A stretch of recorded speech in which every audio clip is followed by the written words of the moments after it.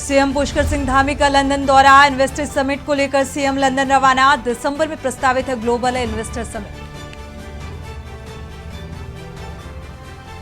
उत्तर काशी में महसूस किए गए भूकंप के झटके। रिएक्टर स्केल पर भूकंप की तीव्रता मापी गई। 3 भूकंप का केंद्र जमीन से 5 किलोमीटर था नीचे। राज्य आंदोलनकारियों के आरक्षण बिल की समिति का कार्यकाल 1 माह बढ़ा। विधानसभा अध्यक्ष रितु खंडूड़ी ने दी अनुमति।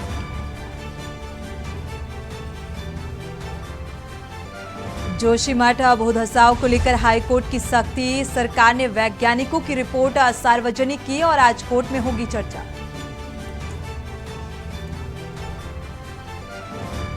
जोशीमठ के बाद उत्तराखंड के एक और शहर पर खतरा धस रहा। नैनीताल 10,000 घर खतरे की जद में। 250 को खाली करा रहे।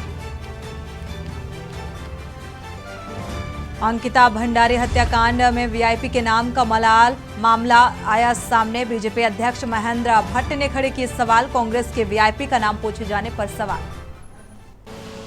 आप देख रहे हैं की न्यूज, खबरों का सारथी। खबर उत्तराखंड के साथ मैं सोनी चौहान। खबरों की शुरुआत करते हैं हल्द्वानी से। खबर मुख्यमंत्री पुष्कर सिंह धामी ने 4 बिंदुओं पर वार्ता की। मुख्यमंत्री ने स्पष्ट किया है कि हल्द्वानी और रामनगर तहसील में पूर्व की भांति व्यवस्था जारी रहेगी और एक कमेटी बनाकर अगले 6 महीने के भीतर नियमों में किस तरह से शिथिलताकरण किया जा रहा है या निर्णय लिया जाएगा। और इसके अलावा जमीनों की खरीद और बिक्री पूर्व की भांति जारी रहेगी। और किसान संघर्ष समिति के संयोजक ललित जोशी ने कहा है कि हमने सरकार को 5 अक्टूबर तक समय देते हुए अपना धरना स्थगित किया है। उन्होंने मुख्यमंत्री पुष्कर सिंह धामी और कालाढूंग विधायक बंशीधर भगत का धन्यवाद अदा किया। उन्होंने एक सेतु की तरह काम करते हुए किसानों की समस्याओं को सुना और उसका समाधान किया।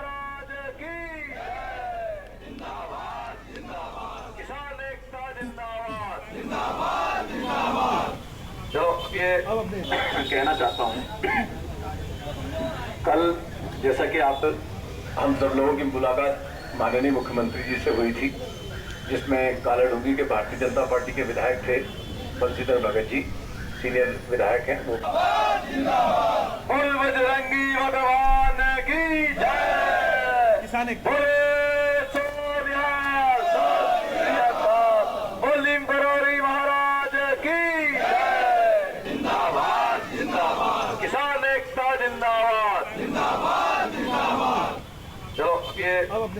कहना चाहता हूँ,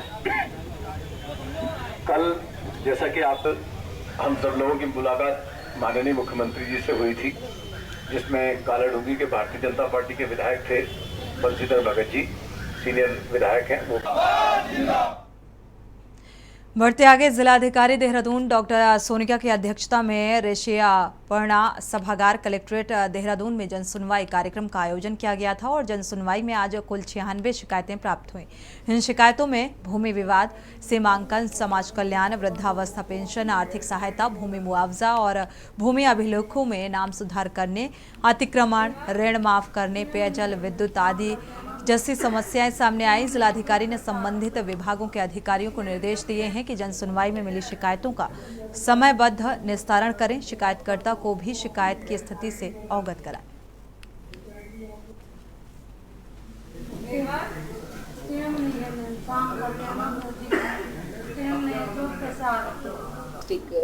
डिस्प्यूट्स हैं और बिजली, पानी, आपदा, इसी से रिलेटेड हमारे पास कुछ शिकायतें आई हैं और हमने कोशिश की है कि मौके पे ही सभी का निस्तारण हो जाए। लैंड डिस्प्यूट से रिलेटेड जो मामले हैं वो हमने एसडीएम को बोल दिया है कि वो अपने लेवल पे इनका तत्काल निस्तारण करें। बीते 18 सितंबर को गैरसैंण के पटोड़ी गांव निवासी 28 वर्षीय करण पवार का 1 सप्ताह बाद भी पता नहीं चल पाया है। पुलिस व परिजनों द्वारा लगातार गायब हुए युवक की खोजबीन जारी है। परिजनों का कहना है कि युवक का मोबाइल व गाड़ी की चाबी, कागज सभी गाड़ी में मिले। आखिरी बार उसने अपनी मां से बातचीत भी की थी, तब से उसका पता नहीं चल पाया है। और पुलिस सीओ कर्णप्रयाग अमित सैनी ने बताया कि लापता हुए युवक की खोज में पुलिस की टीम, एसडीआरएफ की टीमें समेत अन्य टीमें खोज में लगी हुई हैं।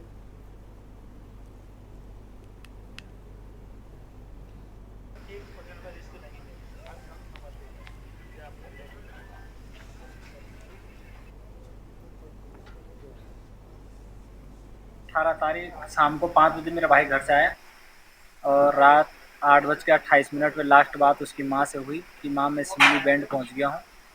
उसके बाद से अभी तक मेरा भाई लापता है और हमारा ट्रक जो कि घाट के लिए माल लेके जा रहा था ननप्रया घाट के लिए, वो ट्रक वहीं पे खड़ा था सिमली पुल पे। इसके परिजन 19 तारीख को थाना कनपड़ियाग आए थे। उनके द्वारा बताया गया था कि 18 तारीख को उनका लड़का गुम हुआ है। तत्काल इसमें गुमशुदगी दर्ज कर ली गई थी और तत्काल ही इसमें टीमें गठित कर दी गई थी।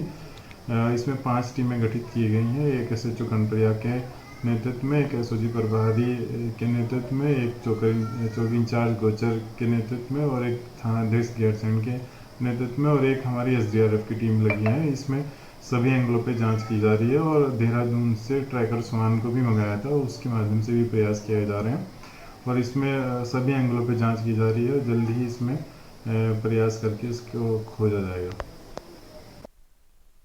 खबर देहरादून से है, जहां केंद्र सरकार लगातार स्वास्थ्य सेवाओं को बेहतर बनाने के लिए प्रयासरत है और इसी के तहत अस्पतालों में मरीजों के रिकॉर्ड्स के लिए भी आभा ID बनाई जाएगी और जिसमें मरीजों के स्वास्थ्य से संबंधित सारे रिकॉर्ड्स होंगे। CMO डॉक्टर संजय जैन अब इसके संबंध में बताते हुए बताया कि हर नागरिक की अपनी एक हेल्थ ID होगी, जिसमें उनके स्वास्थ्य से संबंधित सभी डाटा को सुरक्षित रखा जाएगा। 5 वर्ष से ऊपर के सभी लोगों की ID बनाई जाएगी।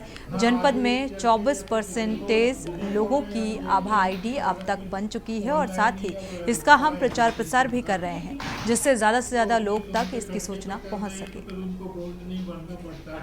यदि सरकार के खर्चे पर कर रही तो फिर उनको अगले 5 साल ये विशेषज्ञ काम करना है, उसका बॉन्ड भर।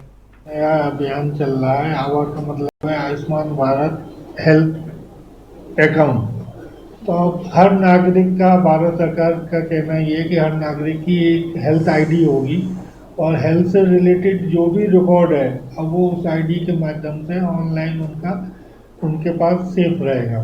तो उसके लिए एक ID बनाई जानी है सारे नागरिकों की जिनकी उम्र 5 साल से ऊपर है। तो इसी के लिए पहले भी हमारे जनपद में काफ़ी आभा ID बन चुकी हैं।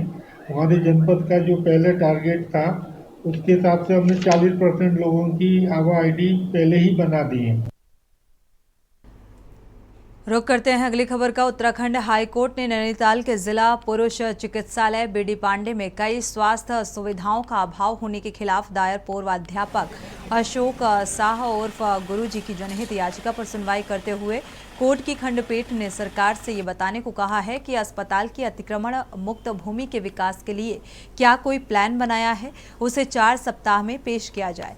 आज हुई सुनवाई के दौरान सरकार की तरफ से कोर्ट को बताया गया कि प्रशासन ने अस्पताल की भूमि से अतिक्रमण हटा दिया गया। अधिवक्ता सैयद नदीम मोन की तरफ से कोर्ट को अवगत कराया गया कि जब अतिक्रमणकारियों द्वारा स्वयं अतिक्रमण हटाया जा रहा था तो हैवी जो मशीनें हैं उससे अतिक्रमण को हटाया गया, जिससे पहाड़ हैं वो कमज़ोर हो गए, जिसके चलते हाल ही में कुछ भवन खतरे की जद में आ गए हैं। मामले की सुनवाई के लिए कोर्ट ने 12 दिसंबर की तारीख नियत की है।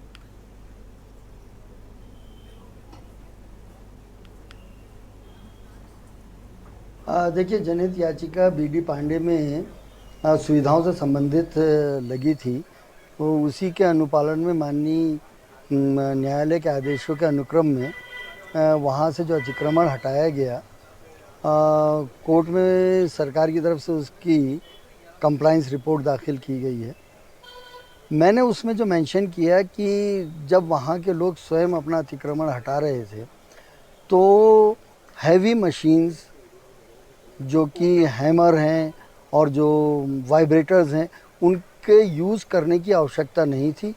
उसके यूज़ करने के कारण ही उस पूरा जो इलाका है उसकी पूरी पहाड़ी हिल गई है और काफ़ी मकान जो हैं ख़तरे की जद में आ गए हैं, जिसमें से एक मकान पिछले ही दिनों आपने देखा होगा कि वो स्वयं गिर गया था। और अभी कल की न्यूज़ थी कि 24 लोगों को वहाँ से उन्होंने हटा दिया है क्योंकि उनमें भी खतरा उत्पन्न हो गया है जो कि उस क्षेत्र में नहीं थे। फिलहाल वक्त है एक छोटे से ब्रेक का, लौटेंगे जल्द। ब्रेक से वापस आ रहे हैं। खबर देहरादून से है, जहां अपर मुख्य सचिव राधा रतूड़ी ने सचिवालय में लोक निर्माण, शहरी विकास, आवास और औद्योगिक विकास विभाग की समीक्षा बैठक ली और इस दौरान उन्होंने अधिकारियों को निर्देश दिए हैं कि मुख्यमंत्री की घोषणाओं की विभागीय सचिव स्तर पर नियमित मॉनिटरिंग की जाए, सुनिश्चित किया जाए कि सभी घोषणाओं को पूर्ण रूप से के लिए समय सीमा निर्धारित हो। और उन्होंने लोक निर्माण विभाग के अधिकारियों को निर्देशित किया है कि मानसून अवधि में अतिवृष्टि के कारण विभिन्न क्षेत्रों में सड़कों में जो गड्ढे हुए, जिन सड़कों को गड्ढा मुक्त करने के लिए तेजी से कार्रवाई की जानी चाहिए। उसके साथ ही राधा रतूड़ी ने निर्माण कार्यों से जुड़े विभागों के अधिकारियों को निर्माण कार्यों में तेजी लाने के निर्देश दिए हैं।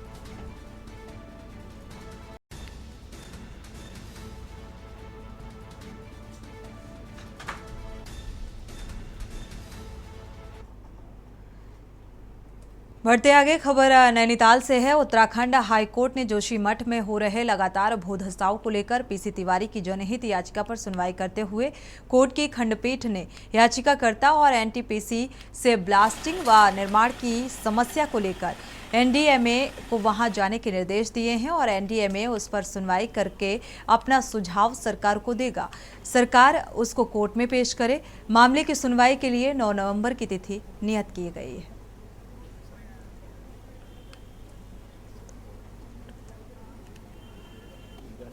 आज जो सुनवाई थी वो एक इंटरिम रिलीफ एप्लीकेशन पे थी जो एनटीपीसी ने फाइल करी थी और बहुत शॉकिंगली एनटीपीसी ने उस एप्लीकेशन में ब्लास्टिंग की परमिशन मांगी है, कंस्ट्रक्शन की परमिशन मांगी है। पिछली सुनवाई में मल्टीपल रिपोर्ट्स कोर्ट के सामने आई थी और एनटीपीसी कहीं ना कहीं कोर्ट को ये भी बोल रही थी कि हमारा नाम नहीं है, मिसलीड कर रही थी। तो कोर्ट ने ये बोला कि ये सारे जो डिसीजन हैं वो सरकार लेगी, ये हम नहीं ले सकते, क्योंकि एक रिकॉल एप्लीकेशन जो सरकार ने पास करी थी उसके पैरा 15 में सरकार ने बोला है कि हमने सारे कंस्ट्रक्शन, भले ही वो प्राइवेट हो या स्टेट कंस्ट्रक्शन हो या रोपवे कंस्ट्रक्शन हो, वो हमने बैन कर दिया है। तो इस सब के बाद कोर्ट को ये उचित लगा कि एनडीएमए जो नेशनल लेवल पे डिज़ास्टर मैनेजमेंट अथॉरिटी है वो पिटिशनर और एनटीपीसी दोनों को सुने कंस्ट्रक्शन के काम पर और फिर उसके 2 हफ्ते में वो सरकार को अपना जवाब दे। खबर नैनीताल से है, जहां सरोवर नगरी में चारों तरफ ऐतिहासिक मेले नंदा महोत्सव की धूम मची हुई है। हजारों की संख्या में श्रद्धालु माता के दर्शनों के लिए नैनीताल पहुंच रहे हैं और इसी कड़ी में केंद्रीय रक्षा राज्य मंत्री अजय भट्ट ने नैना देवी मंदिर पहुंचकर मां नंदा सुनंदा की आरती की। उन्होंने कहा, कुल देवी के रूप में पूजी जाने वाली मां नंदा देवी महोत्सव पूरे उत्तराखंड में चल रहा है और हजारों की संख्या में श्रद्धालु उत्तराखंड आ रहे हैं। सरकार द्वारा कई मेलों को शासकीय मेला घोषित कर दिया। जल्द ही अन्य मेलों को जो हमारी संस्कृति और धरोहर के प्रतीक हैं उन्हें भी विश्व धरोहर के रूप में पहचान दिलाने का प्रयास किया जाएगा।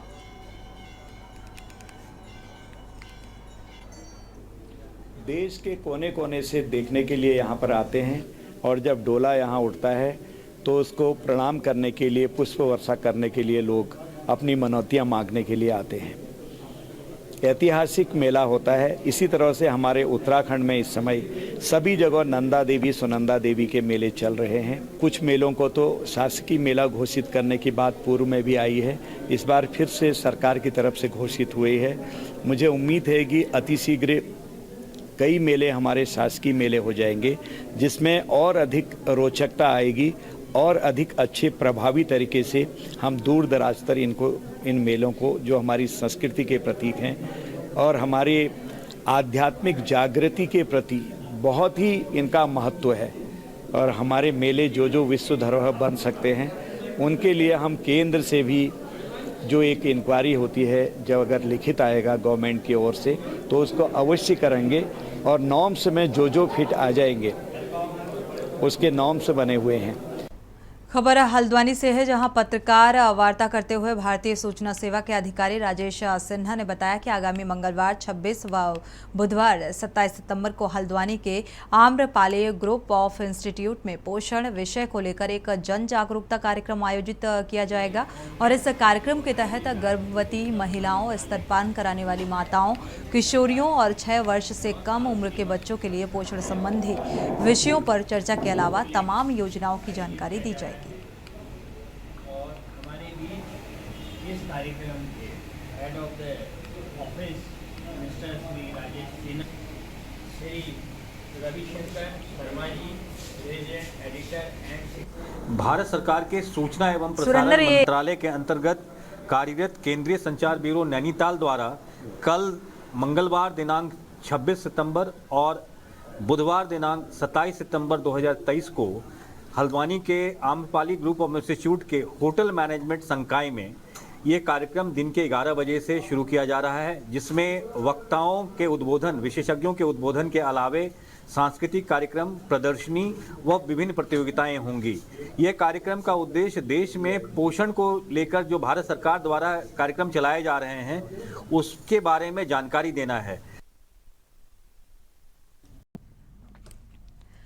बढ़ते आगे, हरिद्वार रोड के विकास प्राधिकरण आजकल खासा चर्चाओं में है। वहीं आज अगर स्वराज सेवा दल की बात की जाए तो आज हरिद्वार के प्राधिकरण परिसर में धरना प्रदर्शन किया गया, जिसमें संगठन के प्रदेश अध्यक्ष रमेश जोशी ने आरोप लगाते हुए HRDA दलालों का अड्डा बन गया है, इस बात का जिक्र किया और इनके इशारे पर अधिकारी काम कर रहे हैं। कर्मचारी अमीर और गरीब में फर्क करते हैं। राजनीति संरक्षण में किसी का होटल बनता है तो किसी की धर्मशाला, और जो लोग पहुंचने वाले नहीं होते उनके यहाँ सुनवाई भी नहीं होती। प्राधिकरण के उपाध्यक्ष अंशुल सिंह ने बताया कि आज उनके द्वारा धरना प्रदर्शन किया गया। इसमें से जिन्होंने विज्ञापन प्रेषित किया वो हमारे द्वारा कभी भी किसी के साथ भेदभाव नहीं किया जाता है। हमारे द्वारा लगातार टीम बनाई जा रही है। वो हम जन समस्याओं के लिए उसको लेकर आए rather than decorative। ये में जो भी ये दलाल हैं, इनकी दलाली बंद करने के लिए आज हमने HRD में एक धरना दिया है। नोटिस के नाम पर जो खेल खेला जा रहा है बिल्कुल बंद होना चाहिए। अगर एक बार नोटिस कट गया तो उस पर तत्काल प्रभाव से कार्रवाई हो। 10 दिन, 15 दिन, 20 दिन, 1 महीने में उस पर कार्रवाई होनी चाहिए। अवैध निर्माण जो ये मंत्री और संतरियों के बन रहे हैं, इनके लिए भी वही नियम है जो गरीब आदमी के लिए नियम है। जो तमाम फर्जी होटल और फर्जी भवन बन रहे हैं, इनमें मंत्रियों की पार्टनरशिप है, भूमाफियाओं की पार्टनरशिप है, इन पर रोक लगाई जाए और सही कार्यों को कराया जाए। इसके लिए आज हमने ज्ञापन दे दिया है। एक आश्रम और है अवैध किसी मतलब माननीय मुख्यमंत्री के बेहद करीबी हैं। इन तमाम बिंदुओं पर चर्चा कर दी गई है। देखते एक हफ्ते का अल्टीमेटम दे दिया। देखिए, उन्होंने 3-4 स्पेसिफिक मुद्दे तो बताए हैं, बट बाय एंड लार्ज उनका ये कहना है जो लॉ का फोर्स है वो सब पे बराबर है। ऐसा ना हो किसी पे ज़्यादा, किसी पे कम, किसी का ओहदा ज़्यादा है तो उसके खिलाफ कार्रवाई नहीं है, तो उसके खिलाफ कार्रवाई करी जाए। तो इसमें हम लोगों ने ऑलरेडी एक टीम बना दी गई थी। जहाँ जहाँ एरिया से हमें शिकायतें, जैसे शिवालिक नगर हो गया, आपका गेंडी के तहत, आपका ये शामपुर कांकड़ी हो गया, आपका और भी रुड़की के ऐसे क्षेत्र हो गए, तो उधर हम लोग ड्रोन फ्लाइंग करवाने वाले हैं। ड्रोन फ्लाइंग से हम एग्जैक्ट स्टेटस जो आज का है वो निकाल लेंगे और उसके बाद जो भी इलीगल कंस्ट्रक्शन होगा उससे हम नापेंगे, क्योंकि वो सारी हम जो है उसको हम अपने ड्राइव पे और हमारे क्लाउड पे हम सेव कर देंगे, तो वो एक हमेशा के लिए रिकॉर्ड हो जाएगा। In fact we will try to put it in public also, ताकि पब्लिक भी देख सके कि क्या सही चल रहा है, क्या गलत। खबरें अभी और भी हैं, यहाँ रुकेंगे एक छोटे से ब्रेक के लिए, लौटेंगे जल्द। आप देख रहे हैं के न्यूज, खबरों का सारथी। ब्रेक से वापस आ रहे हैं, रुक करते हैं खबरों का। लालकुआं स्थित नैनीताल दुग्ध संघ के प्लांट में अमोनिया गैस के रिसाव होने से वहां काम कर रहे कई कर्मचारी घायल हो गए।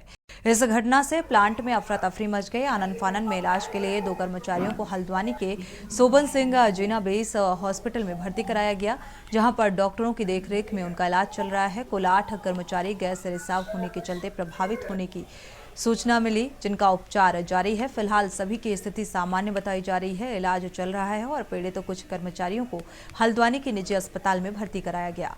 सभी की स्थिति ठीक बताई जा रही है।